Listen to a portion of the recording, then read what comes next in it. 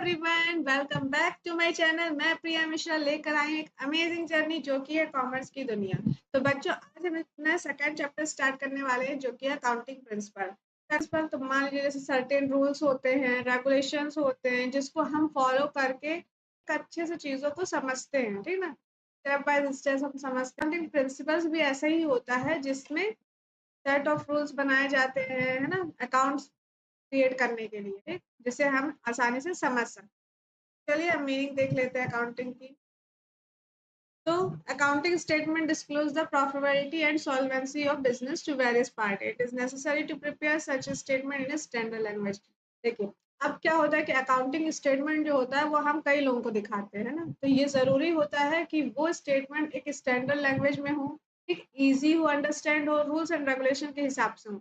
उसे हम कह देते हैं जनरली एक्सेप्टेड अकाउंटिंग प्रिंसिपल, जो सब जगह एक्सेप्टेड हो, है ना। ऐसे रूल्स एंड रेगुलेशन होते हैं जो सब जगह सारे बिजनेस में एक जैसा चलता है, राइट। वो हो गया गैप। गैप का फुल फॉर्म आप याद रखिएगा, जनरली एक्सेप्टेड प्रिंसिपल। तो बच्चों, ये हो गई अकाउंटिंग प्रिंसिपल्स, है ना। ये क्योंकि बहुत एक्सपीरियंस से बनाए जाते हैं, बहुत टाइम लेके बनाए जाते हैं, तो इसमें बहुत सारे रूल्स एंड रेगुलेशन इंक्लूड होते हैं जो कि हम क्या करते हैं, जनरली एक्सेप्टेड करते हैं ना। सबके सब सारे बिजनेस और कंट्रीज एक ही तरह के लगभग रूल्स एंड रेगुलेशन को फॉलो करती है। अब फीचर्स देख लेते हैं। तो बच्चों, अकाउंटिंग प्रिंसिपल मैन मेड होता है। अकाउंटिंग प्रिंसिपल मैन मेड होता है।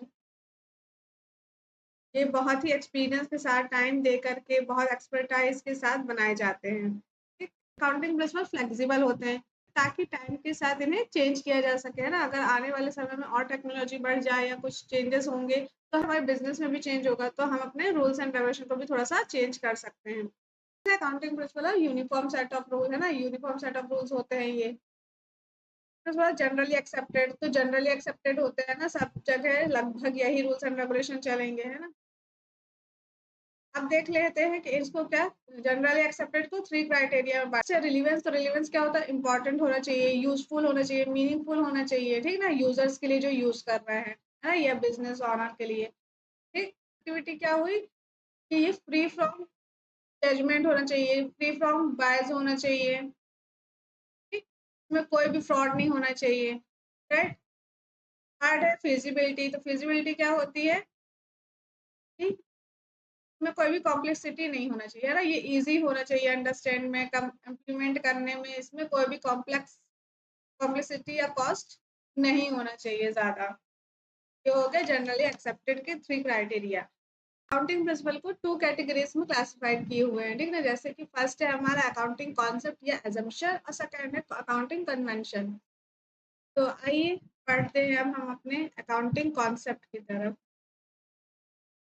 following may be treated as basic concept है, तो ये जो है वो बेसिक कॉन्सेप्ट है ना, assumption है।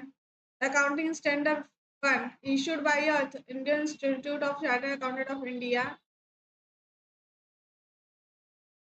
There are 3 fundamental accounting concepts, ठीक। 3 fundamental है, फर्स्ट है गोइंग कंसर्न, कंसिस्टेंसी, थर्ड है अप्रूवल कॉन्सेप्ट। फर्स्ट है हमारा गोइंग कंसर्न कॉन्सेप्ट। तो गोइंग कंसर्न कॉन्सेप्ट का मतलब क्या हुआ कि मतलब ऐसा ज्यूम किया जाता है कि हमारा बिजनेस लॉन्ग टाइम फ्यूचर में चलता रहेगा, है ना, कोई भी उसमें रुकावट नहीं आने वाली, कहीं बीच में बंद नहीं होगा, हम कंटिन्यूटी उसमें रखेंगे। तो इसमें जो भी अकाउंट्स बनाए जाते हैं वो क्या, किस एजम्पशन में बनाए जाते हैं कि कंटिन्यूटी रहेगी, ठीक है। आइए पढ़ लेते हैं। As per the concept it is assumed that the business will continue to exist for a long period in future and the transactions are recorded in the books business on the assumption of that is a continuing enterprises, ठीक है। अब कल से बच्चे consistency, तो consistency का मतलब क्या हुआ कि एक ही तरह के मेथड्स को बार बार यूज करना, है ना, अलग अलग पीरियड में यूज करना। तो इसमें क्या दिया, it stated that accounting period and method should remain same. Accounting करने के लिए प्रिंसिपल्स एंड मेथड यूज करना है, इससे हम अगले साल भी यूज करें, हम पिछले साल भी यूज किए होंगे, तो इससे क्या होगा, ये हेल्प करेगा क्या करने में, प्रॉफिट एंड लॉस को कंपेयर करने में ना। एक ही मेथड यूज कर रहे हैं, एक ही तरह से हम बना रहे हैं अपना अकाउंट, तो क्या होगा, कंपेयर करने में ईजी होगा और एक मीनिंगफुल कंक्लूजन भी निकल सकता है। थर्ड है बच्चों अप्रूवल कॉन्सेप्ट। अप्रूवल कॉन्सेप्ट क्या होता है बच्चों, मान लिया हमें रेवेन्यू हुआ, रेवेन्यू कैसा कहा, सेल करेंगे हमें पैसा मिलेगा, राइट। लेकिन अगर वो हमें भले हमने सेल कर दिया है प्रोडक्ट को, फिर हमें पैसा मिले या ना मिले हम रिकॉर्ड कर लेंगे, राइट। और ऐसे ही हम एक्सपेंस में भी करेंगे कि एक्सपेंस हो गया है ना। अब उसमें हमने पैसा दिया है या नहीं दिया है, लेकिन क्रिएट हो गया मतलब हमने रिकॉर्ड कर लिया है। तो ये हो गया एक्रूअल बेसिस। इसमें क्या होगा कि मोर अप्रोप्रिएट इन्फॉर्मेशन देता है बट कैश बेसिस के कंपेयर में। तो नेक्स्ट है बच्चों, इसके अलावा हम और भी कोई कॉन्सेप्ट पढ़ते हैं, जैसे बिजनेस एंटिटी कॉन्सेप्ट। तो बिजनेस एंटिटी कॉन्सेप्ट क्या कहती है कि जो ऑनर है और जो बिजनेस है उन दोनों को हम क्या करते हैं, अलग अलग मानते हैं। कॉन्सेप्ट, तो डबल एब्स्ट्रैक्ट में डबल एंट्री सिस्टम होता है, एक डेबिट होगा एक क्रेडिट होगा, right. It is the basis of the double entry system of book keeping. That means all business transactions recorded in account have two aspects, debit and credit. The value of benefit received is equal to benefit given, है ना। जो भी benefit हमको मिला है उतना ही बराबर होगा जो हमने दिया, ठीक है। मनी मेजरमेंट कॉन्सेप्ट क्या होगा बच्चों, जहाँ पे मनी में मेजर होगा, ठीक है ना, मनी वैल्यू आएगी, मॉनेटरी टर्म में जो होंगे वही ट्रांजेक्शन रिकॉर्ड होंगे। कॉस्ट कॉन्सेप्ट क्या है बच्चों, an asset is ordinary recorded at the price actually paid, ठीक है ना। जो भी पेड किए हैं या इंक्वायर हुआ है वही रिकॉर्ड होगा, cost concept. Accounting period concept क्या है बच्चों, जो टाइम पीरियड होता है ना, इंटरवल ऑफ टाइम होता है और एंड हो रहा है जब हम कब फाइनेंशियल स्टेटमेंट बना रहे हैं ना, उस दिन वो खत्म हो रहा है। तो ये 12 मंथ का नॉर्मली कंसिडर किया जाए। जैसे अभी हम लेते हैं अप्रैल टू 1 अप्रैल टू 31 मार्च, ये हो गया हमारा पीरियड। फाइनेंशियल स्टेटमेंट हम बना रहे हैं 31 मार्च की, है ना। नॉर्मली ये 12 मंथ का होता है। अच्छा, नेक्स्ट है हमारा मैचिंग कॉन्सेप्ट। तो मैचिंग कॉन्सेप्ट क्या कहता है कि जितना रिवेन्यू हुआ है ना, उतना ही एक्सपेंसेस से, है ना, जितना रिवेन्यू हुआ होगा उस अकाउंटिंग पीरियड में उतने ही एक्सपेंसेस से कंपेयर करेंगे। तो जो भी आएगा वो हमारा प्रॉफिट होगा। मान लीजिए आपने 100 कॉपी खरीदी है,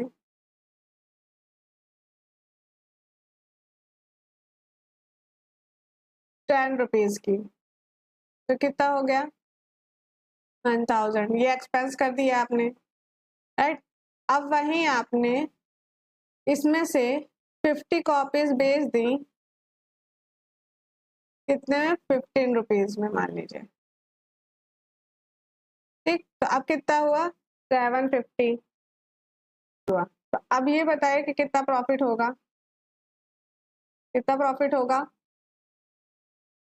अब हम इसको ऐसे नहीं निकालेंगे, है ना, कि हम सीधे इसमें से माइनस कर देंगे तो जो भी होगा तो वो प्रॉफिट होगा, नहीं। ऐसे तो हमको लॉस होगा। अगर हम 1000 में खरीदे हैं और 750 में बेचे हैं तो मतलब लॉस हुआ।